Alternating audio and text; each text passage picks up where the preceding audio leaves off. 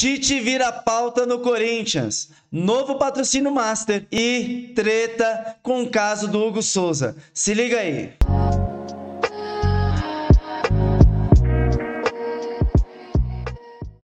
E vamos acompanhar aqui as informações que o Nicola trouxe sobre o Corinthians. Mano, se liga aí. Com informação, quero começar falando sobre assunto sério.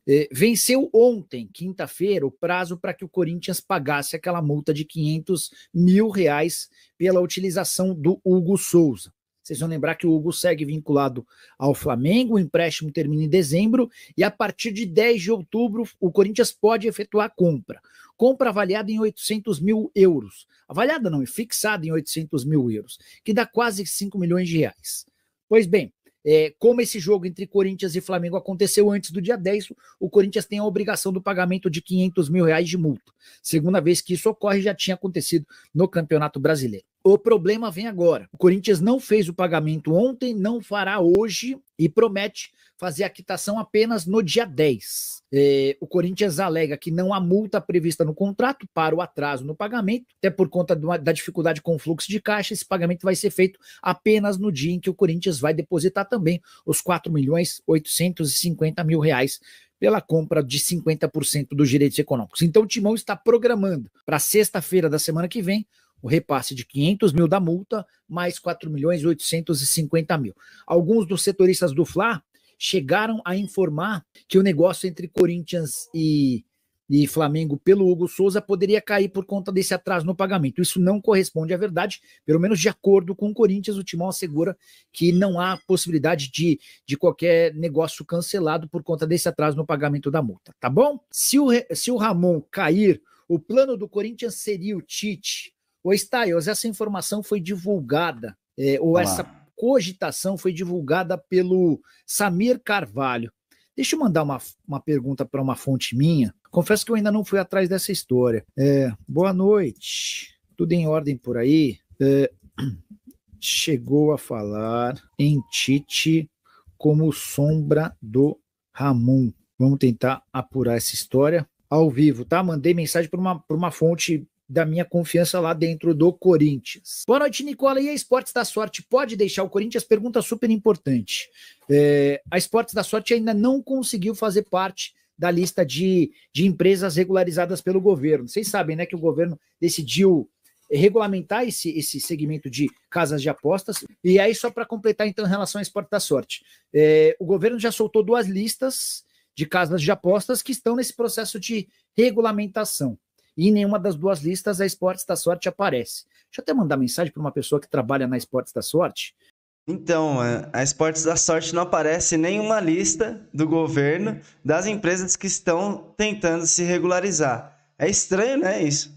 Cuidando de toda a assessoria. Quer ver, ó? Boa noite. Tudo em ordem por aí? Passando para saber se há alguma atualização sobre... Peraí, atualização, escrevia.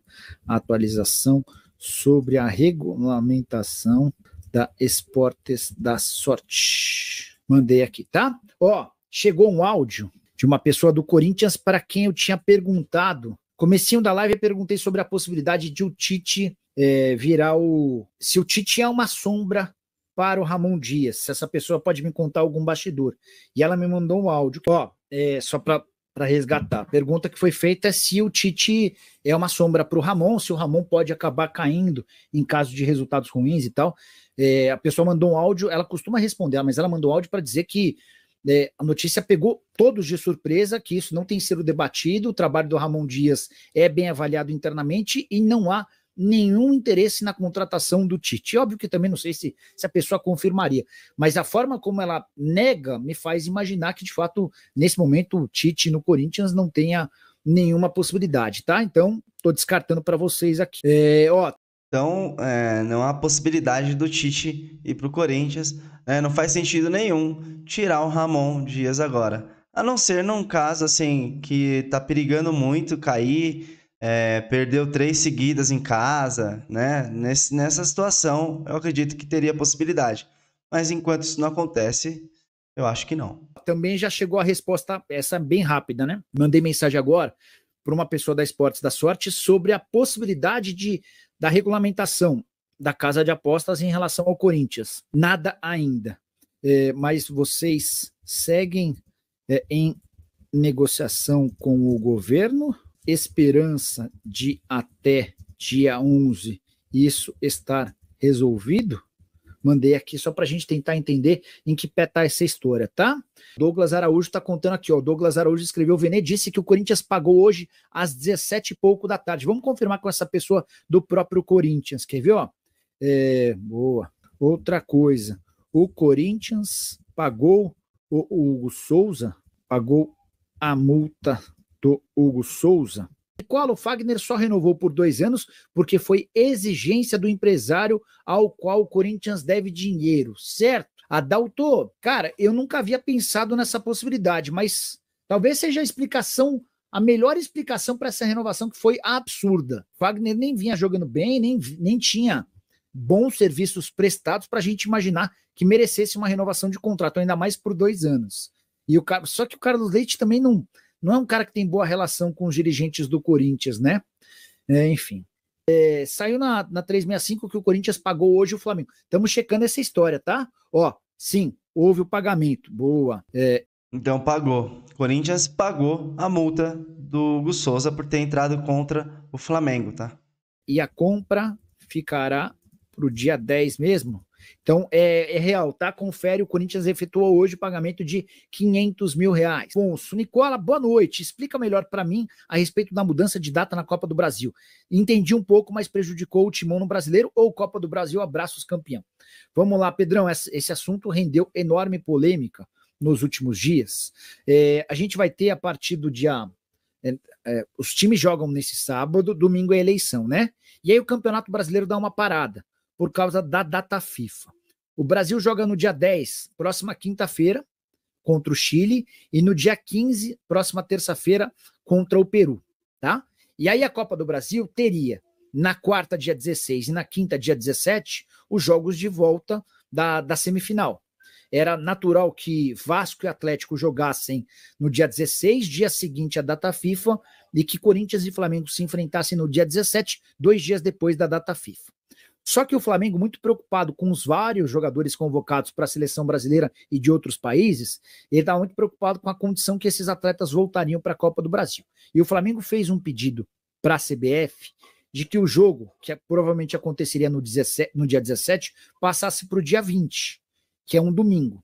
A CBF falou: pessoal, mas se eu passar o jogo de vocês, como é que vocês vão jogar o final de semana no Campeonato Brasileiro? E aí o Flamengo sugeriu: não, então faz assim, adianta os jogos de Corinthians, Flamengo, Atlético Mineiro e Vasco pro meio de semana, pro pós-data FIFA do Campeonato Brasileiro, e aí os 4 se enfrentam nos dias 19 e 20, sábado e domingo, na Copa do Brasil, porque aí todo mundo poderia jogar com força máxima, sem os desfalques da data FIFA. A CBF acabou aceitando o pedido do Flamengo com a participação do Atlético Mineiro. O Atlético não pediu, mas concordou com essa ideia, até porque não teria o Arana, e agora não vai ter mesmo, que acabou se machucando, não teria Júnior Alonso, o Júnior Alonso, quem são os 3? São 3 convocados. O Alan Franco, que tem jogado bem, tem mais um que eu acabei esquecendo. Enfim, a CBF acabou aceitando o pedido do Flamengo, mesmo contra a vontade de Vasco e Corinthians.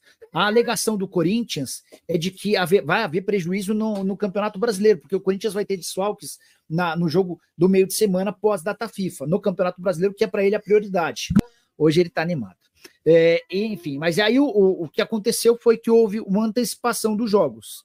Então, o Corinthians, o Vasco... Vou até mostrar para vocês como é que ficaram as datas dos jogos de Campeonato Brasileiro. Estou abrindo aqui, ó, futebol, Brasileirão, vou pôr a tabela aqui, ó. Dia 30, 16, Corinthians e Atlético Paranaense ficou para o dia 17, quinta-feira, tá? Na mesma data jogam Flamengo e Fluminense. O Atlético Mineiro joga na quarta-feira, dia 16, contra o Fortaleza em Fortaleza. E o Vasco joga contra o São Paulo também no dia 16, quarta-feira. Tá? Então, São Paulo e Vasco na quarta, Fortaleza e Atlético Mineiro na quarta. Flamengo e Fluminense na quinta, Corinthians e Atlético Paranaense na quinta-feira. Houve essa antecipação para que esses 4 times possam jogar nas semifinais, partida de volta no fim de semana, nos dias 19 e 20, tá? O Célio Pereira, Nicola, Esportes da Sorte está para sair do Corinthians e já tem outra patrocinadora em vista. Ó, tô conversando com uma pessoa que trabalha. O Matos acaba de confirmar que o Inter deve dinheiro ao Cruzeiro pelo Wesley. Quanto? Deixa eu tentar descobrir. E aí eu tô conversando também com uma pessoa da Esportes da Sorte. Mandei a mensagem ainda, ó. Passando para saber se há alguma atualização sobre a regulamentação da Esportes da Sorte. Nada ainda. Eu perguntei, há esperança de até o dia 11 isso ser resolvido?